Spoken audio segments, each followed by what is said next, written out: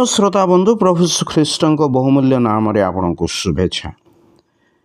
पवित्र बाइबल एफिसिय 1 अध्याय 5 पदरे आमने यहपरी पाठ करूँ। पुणी से आंभ मानू जीशुख्रीष्ट द्वारा आपना निमंते पुत्र करने को आपना स्वच्छंद इच्छानुसार आंभ मानू प्रेम पूर्वर निरूपण कले। एठारे प्रेरित पाउल मनुष्य जाति प्रति ईश्वर प्रेम और इच्छा प्रकाश करते। सृष्टिकर्ता पवित्र ईश्वर जे महिमा पराक्रम रे परिपूर्ण से मानव जाति प्रति आपना प्रेम प्रभु ख्रीष्ट द्वारा प्रकाश करते। तेबे ताहांकर इच्छा कौन ताहा आमर पठित पद आमको जनाए। यह कहे जे ताहांकर इच्छा उत्तम उद्देश्यमूलक अटे, जहाँ आम समस्तंकर मंगल निमंते जहाँ से पूर्वर ही निरूपण करियछन्ति।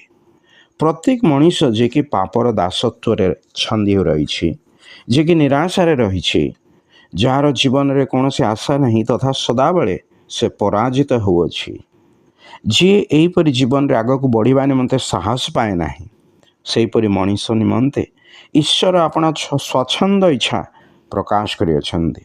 सही उत्तम इच्छा होउछि प्रभु ख्रीष्ट द्वारा ईश्वर आमको पोष्य पुत्र करने को प्रेम रे निरूपण करियछन्ति।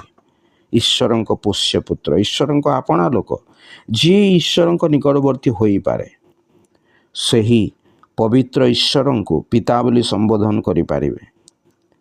यही अधिकार आमे प्रभु ख्रीष्ट द्वारा प्राप्त हो।